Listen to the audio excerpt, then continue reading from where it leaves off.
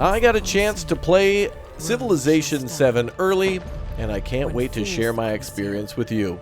Hello again there, friends and fans. Raptor here, and welcome back to the channel for a little bit of a first look at Civilization VII as more news is coming out today and the rest of this week. With Gamescom going on, we're about to see a lot more game footage, a lot more news, a lot more details on this one, and I can tell you that it'll be releasing next year in 2025, and there seems to be a lot of things here that you might really like, and some things that perhaps could change and or, well, be changed before its eventual release. If you haven't already, make sure you subscribe to the channel, hit that like button, and turn on that notification bell to let YouTube know you want to see more of Civilization and other games that are adjacent to it, including Humankind, Old World, and also some upcoming ones like Aura and many others that are really just awesome Civilization builders. Or Hearts of Iron, Stellaris, anyone? That kind of thing. Anyway, welcome back, and good to see you all here. Now, at the beginning of August, Firaxis, the maker of Civilization, and Sid Meier's, the creator of it originally, well, they flew us out. They invited us out to their HQ in Baltimore, and me and other content creators, probably many of which you know and love, as well as some reliable news sources and or people that are reputable for the gaming industry and journalism and whatnot, flew out there as well to play about 3 hours of this game. And some of the people that I knew had already played a lot of other games and did reviews on things like Manor Lords and some other previous Civilization titles and games that were similar to that as well. So I was familiar with them and some of the things that they had done, and it was cool to meet all of them. So a big shout out to everybody I was able to shake hands with and say hello to. There's a lot of nice people out there, and they're very interested and excited for the game.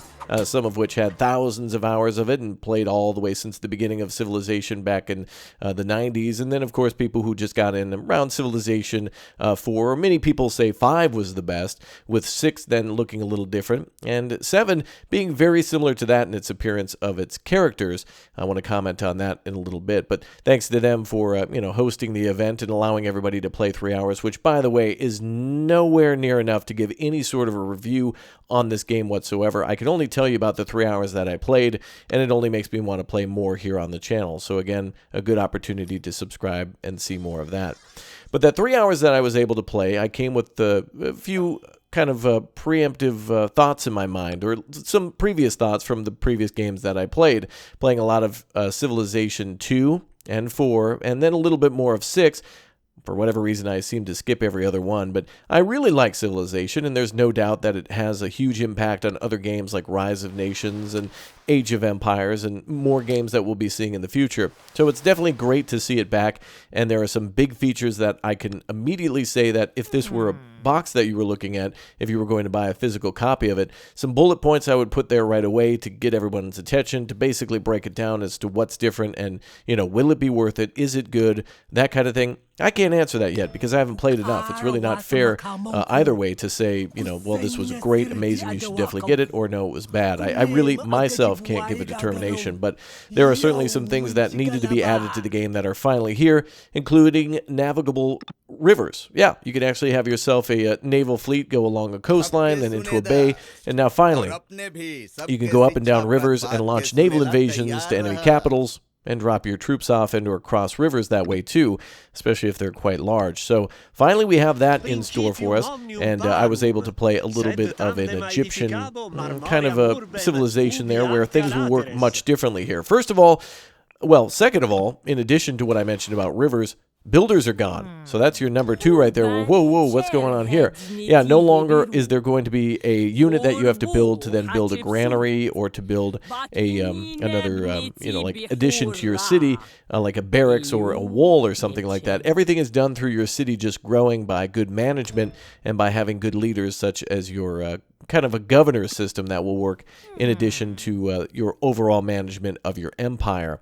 So those are gone now, and instead of that, you'll have a system where, the taxes and money that you raise will help you to grow those cities, but yet you, in order to build more cities, can still capture enemy cities and assimilate them into your empire and or build like the city builders, like the settlers. Like there is still a way to build a city by making a unit and deploying them that way. So a very interesting way now to essentially focus more on management rather than rushing to build a unit and getting them in the right place. it's really more interesting to see trade and how your empire will work that way. And the way that they seem to be angling this now is a little bit towards, and though a little bit different from what you've seen previously in a game like, for example, Humankind. What they're trying to do here is loosely tie each of these ancient cultures, like the Egyptians and the Greeks and the Romans, to other cultures that eventually would be built on top of their ruins. An example that they had used was the old Roman city of London. Right? London used to be a Roman settlement, and then eventually kind of fell into disrepair and was abandoned, and then built upon by other invaders, and then eventually becoming, the capital of Great Britain itself, the UK.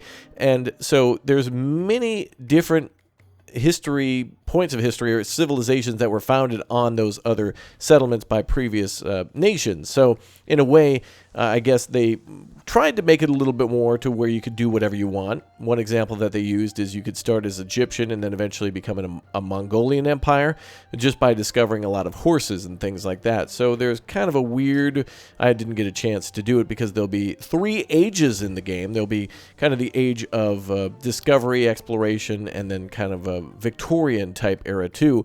So there'll be kind of your initial foundations, great expansion and industrialization, and then more like your age of kind of science and your end game of human capabilities and technology thus far. And so they want you to kind of go through the timeline of humanity through different civilizations that they could have encountered or different ways that they could have gone down depending on successful invasions or, like, for example, Japan being invaded by Mongolians or the Huns, and then basically becoming a vassal of them, being different than if they were to possibly, conquer all of Asia earlier. There's different ways that they'll probably angle this, but they're trying to tie it to history, and that at least is interesting because instead of just playing as the British the whole time, perhaps you could start as the British and then break off from them, like the Americans did in the Revolutionary War, and then find America not by the start, but by making some changes and choices down the line. Now, we've seen something like that, or many things like that before in Hearts of Iron, where a nation can have revolutions or go back to, the Kaiser or an emperor or whatever, or the king, and, have revolutions that go different directions. So this kind of mimics that, and I've got to say that I like that a lot, how they're trying to build on history that way. But we were only able to play about 3 hours, and that was not enough to get through just the first act or the first chapter, as they're referring to them. But yeah, a lot of the animations and art style from the Civilization 6 are here, and it looks good to me. I mean, I know not everyone prefers that style. To me, that's all right. I've seen other games use it, and it's just a face to me. It could have just been a portrait of Caesar or Cleopatra or whomever, and that would have been fine with me. But the animations at least add charm, and at least that's returning from the previous game. But I've got to say that the cities themselves look really good, and all the kind of the details of the map look really nice as well. And it really makes me want to get back into a Civilization game and go back and do like a full run through and try to build a successful empire that way.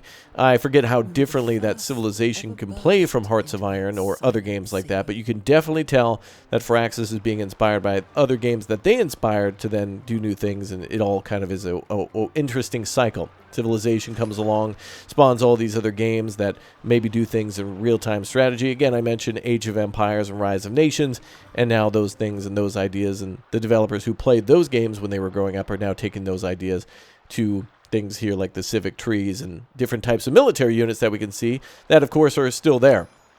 Now, there's other cultures that are more scientifically focused, more focused on food and farming and trade and warfare.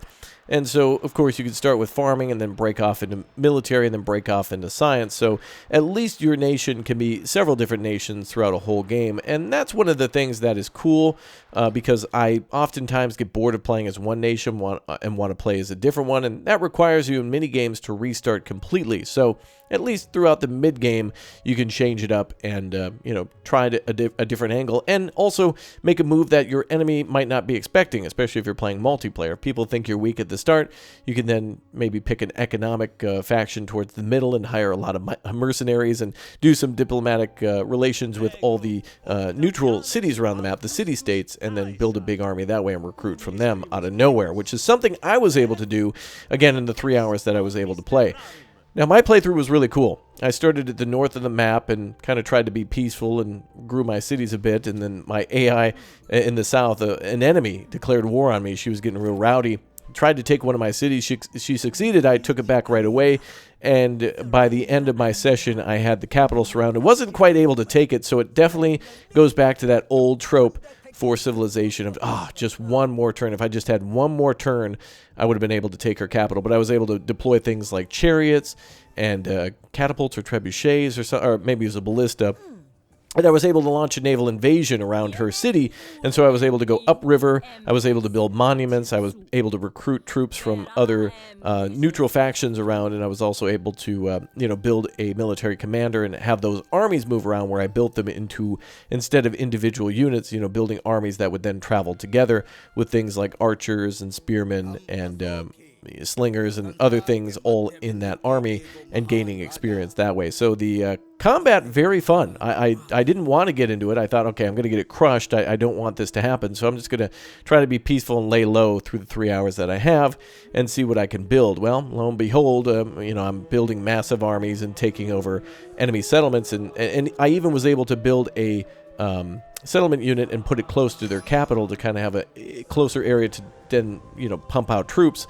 And again, going back to what I mentioned about managing your cities, I was able to take all my other cities and the resources that they were gathering all around them, and those are all connected now too. So if you have one city that's gathering salt on the other side of the map, you can then have them kind of contribute that to other cities, and have your empire kind of share things and have much more interconnected trade, and then that'll make all of your cities better. So if one or two cities are doing really well, and you have two cities that are struggling or being assimilated, or really you didn't have prepared for warfare, that's a great way to jumpstart them. So very cool stuff there. Now, that might not be nothing new, but I just wanted to mention my experience. At least it was a good one, and it makes me, I wasn't very confused. All the previous games that I played that were similar to this, and also Civilization itself, is still here. It's not like they're flipping the script completely upside down. But again, I need to play what those other transitions are to Chapter 2, Chapter 3, and what other nations we get to play as. Now, I don't have a full list of all of them. And again, this game is still months away from coming out, so there's a lot of things that they'll be adding, secrets that they probably won't be revealing, at least to me at this time, and maybe they're saving for Gamescom, which starts today, and then more things will go on throughout the week. But I'm really excited to hopefully play a lot with my friends, and for those people who haven't had a chance to play Civilization before, maybe they'll want to jump into 7. And I'd like to know from you, if you watched this far in the video, what is the best Civilization in your opinion? And I don't mean like what nation or culture or civilization. I mean like 1, 2, 3, 4, 5, for example. And I think the first one I played was 3, and I enjoyed that. And then I went on to some of the others. Maybe I even did play 5, but many people that I talked to really enjoyed 5. And I don't know what the difference or the jump was between 4 and 5 that made so many people say 4 was good, but 5 was even better, and then 6 wasn't their favorite. But I do believe that franchises that have been around for a long time, like Civilization, now that we're on the 7th one, really need to do something crazy in order to really get everybody's attention when it comes to a game like, for example, Company of Heroes. Company of Heroes 1 arguably is probably one of the best RTS games of all time, at least for World War II, if not the best RTS game of all time. I mean, the presentation of the cutscenes and the characters and the voice acting and the missions and all that are outstanding. And 2 was good, but not as good as 1. I mean, it's hard to compete with almost a damn near masterpiece, really. And 3, they kind of had to do some things a little differently for 3, but I'm hoping that because they're doing different things for Civilization 7, that it makes it for a much more interesting experience for people. And they can't just continue to make 5 Part 2 and 5 Part 3, or whatever you think is the best. They can't really do Part 2 of that. They really need to mix it up. But there's also, of course, all the opportunities for DLC. That'll bring in, obviously, other societies or civilizations, and then maybe also different scenario modes. And I was speaking with all these other creators at a dinner that we had afterwards, which, by the way, the developers really made themselves incredibly accessible to to answer a lot of people's questions. And I didn't get a chance to talk to everybody about everything. We had about a 3-hour play session and about a 3-hour dinner to ask them whatever we wanted. And so they were very open and transparent about things like, well, there's some mechanics here that we see that are similar to other games. Did this inspire you, or what was your thinking behind this? So they were very open and honest about asking questions that we think you would also ask of us. And so, it doesn't, the fact that we had a nice dinner with them and sat down with them doesn't make us like or dislike the game any more or less. I mean, 3 hours is just simply not enough time. Not enough time to make a judgment on this one. But it is enough time to at least say there's interesting things here. And we ask questions such as, when a player gets to the second age, does everyone arrive at that at the same time? And there's still some gray areas as to what the transitional points will be in this game, or if there'll even be things like scenarios where, again, it would be infinitely fascinating to start, for example, as Victorian, like London, or Victorian era, like the British Empire, and see what it would be like to possibly have a Conquer the World campaign starting a little later in history and not always having to start in Chapter 1, or playing out different scenarios throughout history, like World War II or the Mongol in the Golden Horde, and or other points in history where you don't just have to start as a primitive society each and every time. So there certainly seems to be a lot of fertile ground for all these other games like Anno 1800 and Victoria 3 to inspire other different types of military systems and different types of gameplay systems that we haven't seen before, and that would fit perfectly into Civilization. A lot of these would just be like their low-hanging fruit. If they do that, a lot of people just say carbon copy, game bad, graphics bad, all the day one comments that are just so close-minded. It's like, oh, come on.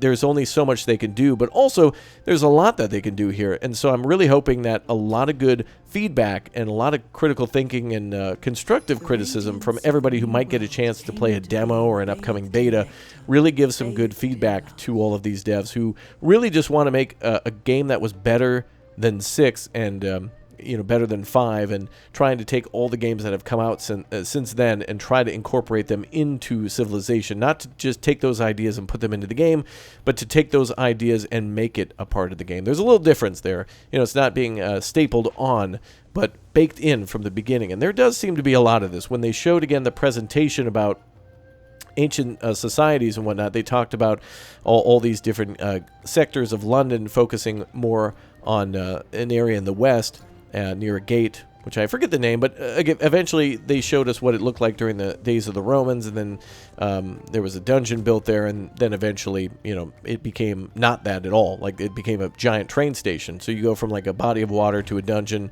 to then a very industrialized area because of the the Industrial Revolution. So I hope to see something along those lines where, just like in Anno 1800, when you start very early and easily in the game with just building farmers and farmhouses, that they don't require too much, and then eventually require a lot of stuff in order to get up to the higher tiers. And I haven't seen much of that in this game, but it certainly did feel like I was playing Civilization with a little bit of Anno 1800 mixed in, even though none of my buildings looked like Anno at all, and then also a little bit of maybe just a little bit of Victoria 3 with how I then had to go down the military and kind of do some research that way. But there does seem to be a lot of great research, as you'd imagine, everything from the wheel to fire to writing and mathematics and written word and all those things are in there. And I'm really excited to see how these different nations are going to differ, right? What makes the Persians different than the Chinese, different than the Americans, different than the British, and see what kind of special units or abilities make them interesting, or which ones are the most powerful. And going back to what I mentioned about humankind, I really like how that game did try to focus on some of the best of what each of these cultures had, and you can kind of intertwine that, almost like you were taking their DNA and creating like a special, like if you were, making a dinosaur in Jurassic Park. If you take all these different DNAs from a Tyrannosaurus and a Brontosaurus and a Triceratops, what would you get? And that seems to be what it'll be like in Civilization. What happens when you take a society that was very scientific and studious and then turn them towards agriculture and then eventually warfare, if you want to, or just go straight for that scientific victory. Now, the classic victories are there. I've heard about the scientific victory, and I've heard about the military victory, and other ones like that, but nothing really new that I was expecting maybe something like a territorial victory where you control the most amount of land or something. Again, the longer that you hold a city and the more you manage it, then those squares around will then start to basically become unlocked. And so, a very small city can then expand to have a forest and then a gem mine, and then you get coastal areas, and then you start building there, and then you build specialized buildings that then help the coastal waters to then specialize into a specific town. That's one thing that's new as well. City specialization. You can then turn a town from just a regular old farming city to then a more specialized mining town. If you build enough mines, like a copper mine and a tin mine and a few other quarries, then you can eventually become a specialized town that specializes in mining, but you won't be able to turn that back. So there'll be a little bit of a debuff in making food because you're putting everyone in all efforts towards mining and mineral extraction, but then there can also be a fishing town, which gives you more food. And again, there's a much more interconnected system that it's hard to go into at this moment because I didn't really get to see all of it. But as you're finding rare resources such as, let's say ivory and lavender and special dyes and things like, berries to make wine, that kind of thing, and silk. Those things can then benefit the whole empire, not just one city that goes towards sale or making that one city more wealthy, and then that wealth is traded with it's like your global wealth. So it seems like it'll go towards all the cities, or at least you can divert it towards certain cities to benefit them individually. And so there's a lot more micromanagement there and very cool stuff. So again, there's all these independent powers like the small nation states that you can ally with, or you can try to take them over, or you can try to buy their troops. And then, of course, there's also the ability to just capture enemy cities and assimilate them and then have them start making units for you. So, and one thing that they also mentioned about the art of this game, they were trying to go more for a diorama experience or a perspective of it being like a train layout. And so when you see some of these figures pop up on screen, not the historical ones, but some of the military units and some of the maybe building projects, you'll kind of see that they're built on like a wooden platform. So they really tried to take a lot of inspiration from like tilt shift and model train layouts and dioramas and scale model cities and things like that to really make it look good. So the cities look vibrant. They look really, really nice, as if somebody actually kind of laid them out and you're zoomed out in a game like Stronghold or whatever, historical city builder, maybe a little Mandalords, but not quite that. But you know what I mean? It's more laid out like organic city, and you can actually see some of the things connected very well to the game, where your granaries and your windmills and other things like that look like they're a part of the city, and it's harder to identify them separately. You could totally see them, like, for example, a city hall or like a opera house, but they also seem to be really well blended together, where they don't seem like an eyesore and they're all different. I don't know. It was hard to explain, but I've only seen one nation. I've only played 3 hours. I certainly want to play more. I think it's great to hear of another Civ 7 or another Civilization game, and it happens to be Civ 7. I'm really happy to see all these other games being inspired by the Civilization series to do things differently, to make new games, to have new developers try new things, and then for those new things to then be used by Civilization to take those ideas that worked and put them into their game as well. It's a very interesting positive feedback loop of things that worked, things that haven't been tried, and then new things that everyone liked. So I love to see it, and I hope that Civilization 7 then spawns some other games that we see and then we fall in love with as well. So for those of you who love turn-based games, I think all the elements of a turn-based game that are fun are here.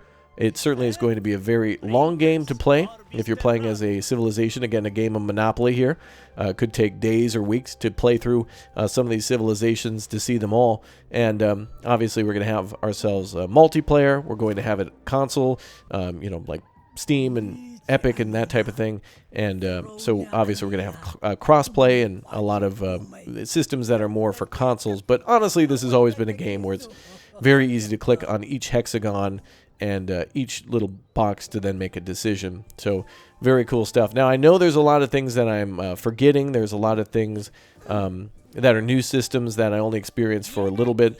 There are some other things like a kind of a legacy system, or like there's like a kind of like a, I forget exactly what they call it, but it's almost like your legend or like your respect or your something about your nation. The more things that you do, it kind of changes your character a little bit, almost like how it is in a little bit like Crusader Kings. Not quite like that, but your actions may change your title and give you different different, not cultural points or science points. There's something else that then goes in there, and that's used for basically a currency that you can spend. And it's like your reputation that's global and not just like a local thing like happiness or entertainment or culture, although I think culture is also a victory too. But yeah, there's some new currencies in there, and some of those things can be modified, like your leader attributes. So you can actually click on some of your different leaders inside of your cities themselves. So each of the people who are leading your city, the different governors or specialists there, you could actually click on them and give them, appoint different people to different sections of a city.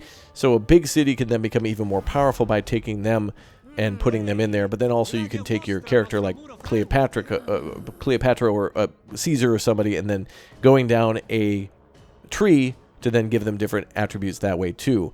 And then the same can be done with commanders out at in the field. You have a military general who then gets enough kills, but that's a different thing. You're upgrading a unit versus upgrading a governor or a senator in a town versus your main character that you're playing as. And what I would imagine then is there must be some sort of and we didn't get to experience this, but there's got to be some sort of a dynasty system where things that your previous leader leaves behind when you go to the new era. Like there's no way that Cleopatra could live, 5,000 years or something like that. So if you were to maybe specialize her in things like diplomacy a lot more, and then you go on to play as the Japanese somehow, or the Chinese, or whomever, there must be some sort of way to transfer those points or that knowledge or your previous leader's skills to the new one. Otherwise you kind of would be behind a little bit. I'm not sure how they're going to do that, but that is a big point of I don't know, it's a head scratcher. How are they going to do these big transitions to where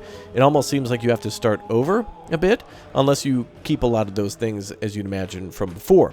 So obviously you'll keep your skills that you've learned, like pottery and the wheel, and maybe sailing and more efficient fishing and that kind of thing. And of course you'll keep a lot of your old cities, but how will they change?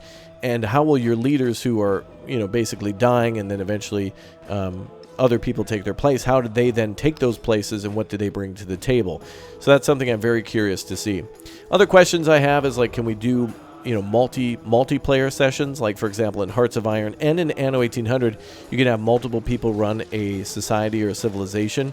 And I would love to see that in this game too. But of course, you can always play 2v2s and 3v3s and build things like wonders and beautiful cities and have yourself a victory that way. So anyway, those are all of my thoughts from the 3 hours that I had. Again, thanks to Firaxis and for all the other creators and journalists who were there who, asked me questions and made me think of different things and asked my thoughts and also shared their opinions on a lot of things too. We're all really excited for the game. I think a lot of people want to play it. Nobody's sold on it, but nobody's thinking, oh, this is going to be bad. So I think all in all, it's just, hey, this is looking good. Keep an eye on it. We got almost a year to go, right? Maybe February of next year or something like that. Maybe March. Who knows? Delays can happen. If that happens, I applaud the devs for taking feedback from us and maybe other people who get a hand on the beta or demo or what might be coming, maybe, to slow it on down and make some big changes. But what I saw looked good. I think a few of my friends who are real critics about this game will certainly point out some very valid points that maybe they didn't deliver on or things that I didn't even think of.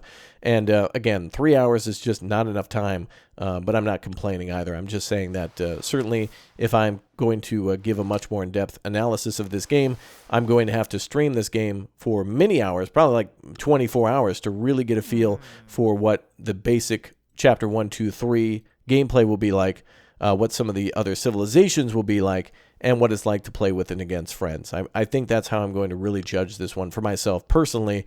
And with kind of a fuzzy knowledge of the previous games, it's hard for me to compare Civ 7 to 6 and 5. I don't have 10,000 hours in 5 and 6, so I can't say 7 is nothing like that or whatnot. But there's a lot of hype. There's a lot of hype and excitement. And I hope it comes out and is a real banger. I hope you keep an eye on it. I hope you subscribe as well to see more on this channel of Civilization 7. And of course, we'll be playing Civ 6 and a few other games as well, as I want to go back now and try out Civilization 6 to compare it to 7 when that drops, just like I did with Skull and Bones and playing Assassin's Creed Black Flag before that came out, to really compare those two. So trying to do some due diligence here to at least try to get as much time as I can in the previous games and or games that are adjacent to Civilization and Civilization 7 VII before playing it. And, well, upon full release, really. Anyway, thanks for dropping by. Let me know your thoughts on the game down below. Let me know if it's something you'd try or buy and that you're curious about. And what was the best civilization in your opinion? But anyway, that's all the time I have today.